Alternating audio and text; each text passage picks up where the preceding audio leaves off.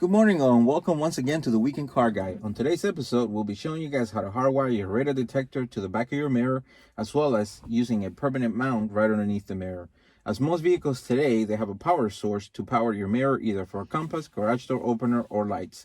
Depending on your application, there's different sources where you can get power from, but in this case, we're going to be showing you guys how to do it on a BMW. Stay tuned.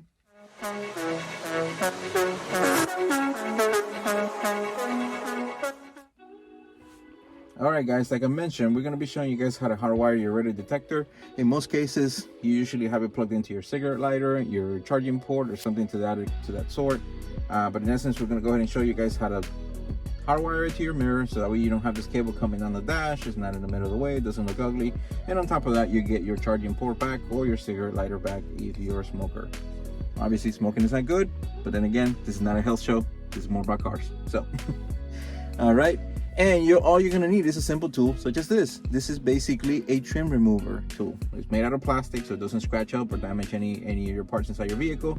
You can pick this stuff up relatively cheap on Amazon. I will be posting links as well below in the description for you guys to go ahead and buy it. This is one that I had left over from Bath Sound. This is from another job that I had done on another BMW in terms of upgrading the sound system. But this is just as simple as sticking it in between here. Alright guys, so we got a little bit closer just for you guys to see basically what we're going to be doing. First step is we're going to take actually the mirror. As you guys can see, it's kind of in the middle of the way. So the first thing we're going to do, we're going to tilt it all the way down to give us some more room. I don't know if the camera can pick it up there, but either way, we're going to go ahead and see if we can brighten it up when we do the editing. But in essence, you're going to notice there's a little bit of a slit right here down the middle. So basically, there's two plastic panels that are separate. So you're going to go ahead and take your tool, your wedge, you're going to wedge it right in between the two, not putting too much pressure, just enough to kind of wedge them open. And you're going to hear a bit of a snap. Once it actually snaps, that means it's ready. Hold on, let's see. There it goes. All right, so you're just kind of doing like a little bit of a twisting motion without really forcing it too much. And once you do that, basically this thing is open. All right, so that's where all your cabling is going to be for your mirror and for all the other controls. So you just unsnap it like that. So obviously try not to drop it like I just did, because if not, you're going to scratch your car. But in essence, this is what the panels actually look like. Okay, so once you put them together, this is basically the gist of it. See, there's a slit right in the middle. See? And there's a bunch of little clips everywhere. So that's basically what you're trying to do. You're trying to bring them apart. Okay, so once it's open, all right, once you remove that, you're going to notice you have access to all the wiring here. Okay, so there's multiple options that you can do depending on the options that you have on your vehicle. In this case, obviously, we have compass, we have garage door opener, we have lights, and we also have the alarm sensor. So there's multiple power sources there. What you have to determine is which is the one that makes sense for you, as far as power that's not on all the time. You want power that basically shuts off as you turn off your vehicle. All right, so in our kit, so now once we take this off, you can see you have all the wiring behind there. For my vehicle, we're going to be using the ones in the back, which is basically my brown wire and my red and white that's sitting all the way in the back. The kit will come with this wire here, and again, depending on your application, it's going to be different ones, but this is the one basically for my Escort. In essence, you have a positive and a negative. Basically, we're going to be using the red one is going to go into the red and white, and then the black one will go into the brown cable. All right.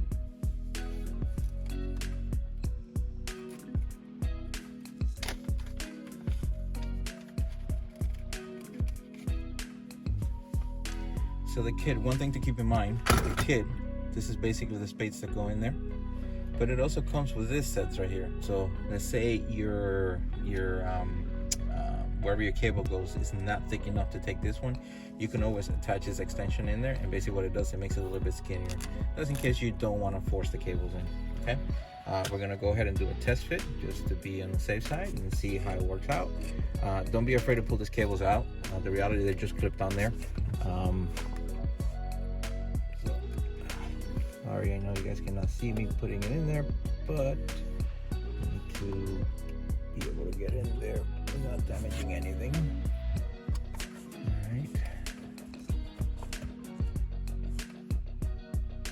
Alright guys, so once you get the wires in there, so as you can see in my case, I had to use the extensions. I didn't want to like force them in there, just want to make sure that it was nice and gentle, don't want to damage anything. So once you do that, go ahead and do a test fitting. This is a radar detector, just go ahead and plug it right in on the side, and and if you have power, you should see it come online. So go ahead and there it goes. All right, I think we're in business. All right, so next step is actually going to be to go ahead and secure this wire. There are some small tie wraps that do come with the kit, so go ahead and use those tie wraps. They're part of the kit, so you can go ahead and secure the cable. So the next step we're going to do is we're going to secure this cable, and after securing the cable, we'll go ahead and start working on the actual mount itself.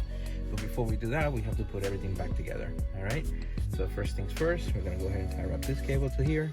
We don't want this thing to be moving around and basically getting pulled. So we're going to go ahead and secure this with this.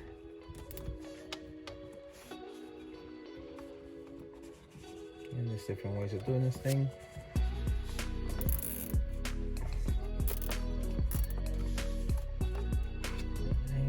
Make sure that it's not enough. There's no slack in there. Let's go this way. Before you put everything back together, let's go ahead and test it one more time.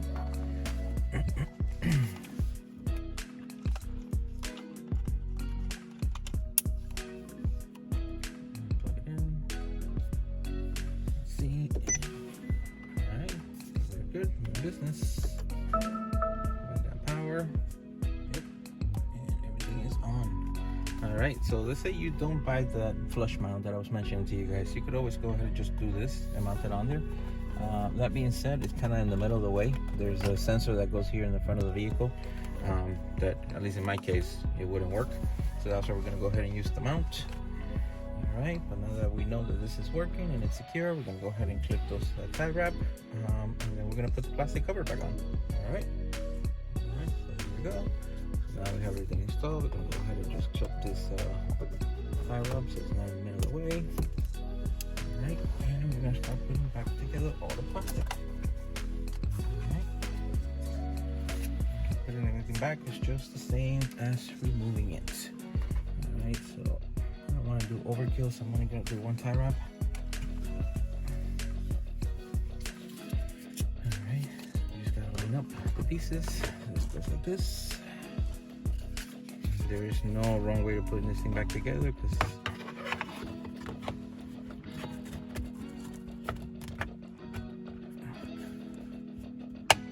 only fits one way. That's it. All right, so everything snaps in. You heard a click.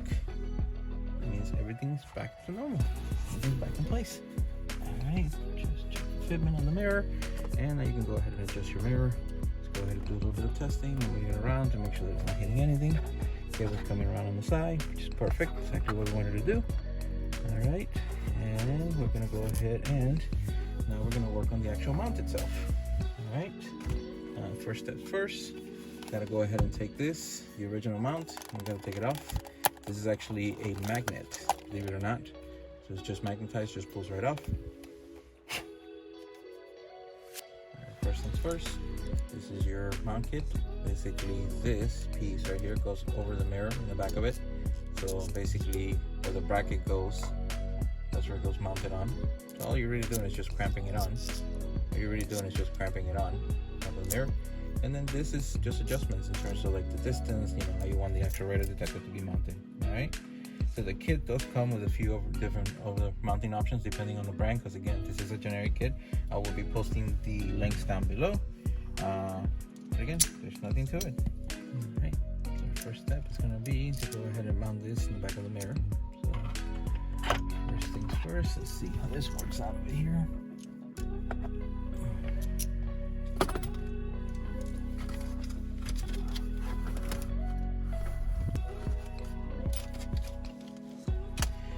The kit also comes with longer screws.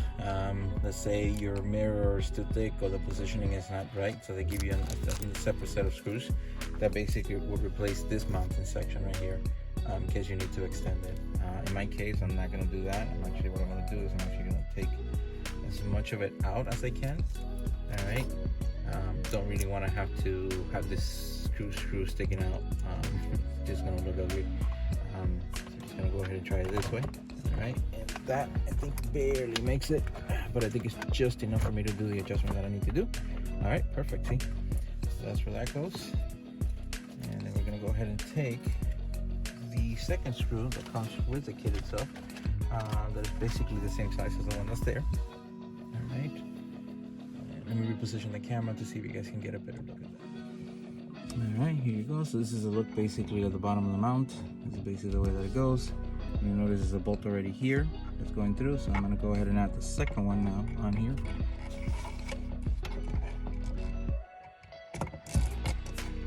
I'm doing it without looking, so bear there with me. Again, rather you guys get a good view, good shot of what I'm doing here versus me looking at it, so just bear with me. The thing about this that is there's only one way to put it in, so once you find the hole, just start threading it in, and that should be it.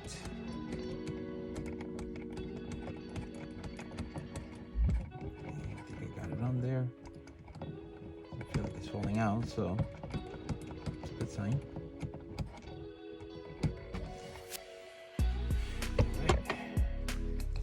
Alright, so if you guys notice, this is basically the way it looks around the mirror.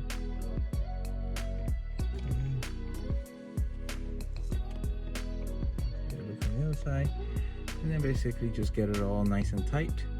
Once you get it all nice and tight, then we're going to go ahead and work on angling this, because since it has a lot of play, that you can basically figure out which is the best position for your radar. All right guys, so after trying the blend mount, I didn't particularly care for the distance and how it looked, so unfortunately I will not be using it. I didn't care for how it actually looked. So this is basically the way that it went mounted. As you guys can see on this one, the angle itself, this is basically the way it went mounted. You know, as you can see, based on the distance, I didn't care for it sticking out too much. And the adjustment, because of the plastic that's back here, it's kind of hard for you to actually push it back a little bit more. So I decided I am not going to be using the blend mount on this one. I'm just going to go ahead and do the suction cup. What I did is I just repositioned it that way. But at least I hope the hard wiring was helpful for you. Basically the process is the same thing. The only difference is we're not going to be using the blend mount. Alright, I will be posting the link to the blend mount for those of you that might want it, and I will also be posting the link just to the wire itself independently. So I have purchased both just in case for that same reason. Hope this video has been helpful. Again, if you like this type of content, don't forget to subscribe, and we'll see you again next time on the Weekend Car Guy. Have a great one, guys.